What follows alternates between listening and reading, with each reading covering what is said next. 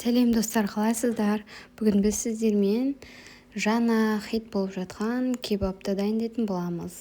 Ол үшін ең алдымен осылай бір дана орташа көлемдегі пиязымызды ұсақтап турап алатын боламыз. Егер сіздерде блендер немесе чоппер болса, содан өткізіп алсаңыздар болады.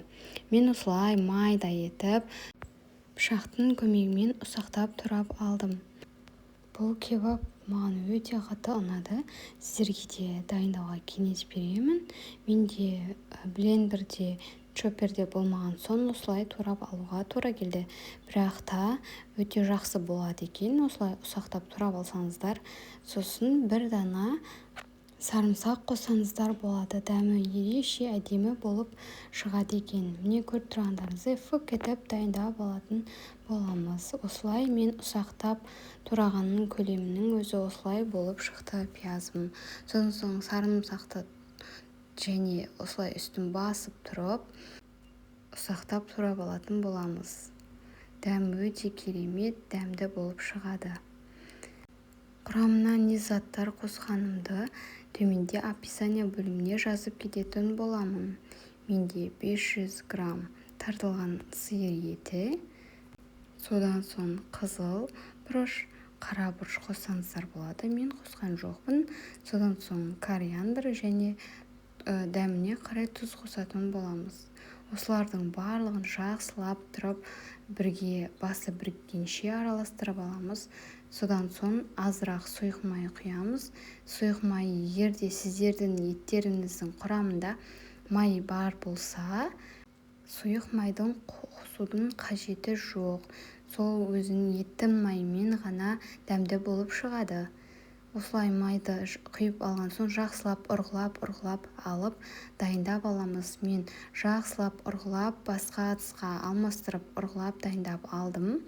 Содан соң осылай қызанағымызды шетіне қойып дайындап алатын боламыз. Яғни газымызде етпен бірге пісіріп алатын боламыз. Көріп тұрғандарыңыздай мен жаңағы еттен де 3 бөлікке бөліп алдым. Егер сіздердің үйлеріңізде қанша адам бар, соған қарай бөліп алсаңыздар болады еттерді. Бізде 3 адам болғандықтан осылай 3-ке бөліп алдым. Жақсылап жетпей қалған жерлеріне жеткізіп алып жайсаңыздар болады еттерін. Менде біріншісін жасап біттім. Содан соң екіншісін жасап жатқан түрім. Осылай оқтаудың көмегімен жайып алсаңыздар бір тегіс және бір келкі болып шығады екен. Бірінші жасағанымда онша дұрыс жасалмай қалды. Міне екіншісі жақсы болып жасалды, өзіме ұнады. Содан соң үшіншісін жасап алдым. Үшеуін жасап болған соң пешке салатын листімізді осылай дайындап қойып, ұзынша көлемінде реттеп шықтым үшеуін. Содан соң жаңағы турап алған қызанақтарымызды осылай қойып шықтым. Май ештеңе құймай қойсаңыздар болады. Пісіп шыққан кезде өте керемет болып шықты. Тіпті жай ғана шашликтің дәмі келеді десем де болады. Сіздерге кеңесім жасап көріңіздер. Көріп тұрғандарыңыздай осылай ішінен өзі майы бөлініп шығады екен. Сол майға алдын ала лавашымыздың қамырын батырып алсаңыздар болады. Сол кезде дәмі одан да қатты өте күшті болып шығады екен. Менде кішкене көп пеште тұрып қалды. Сол ішінде шеті кішкене күйіңкіреп кетіпті. Бірақ та дәмі өте керемет болып шығады екен.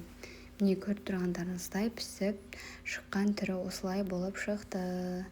Сіздерге ас болсын, және де менің арнама тіркеліп, мені қолдап кетіңіздер. Мен қазіргі таңда өте көп видео салуға уақыт болмай кетті. Бірақ сіздерге хит болып жатқан барша тағамдарды дайындап беруге тырысып отырамын. Осылай лавашымыздың үстіне майонез бен кетчупымызды араластырып жағып, соус ретінде пайдаландым.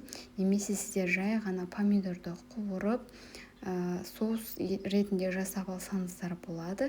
Бізге осылай да қатты ұнады. Жасап көрулеріңізге кеңес беремін.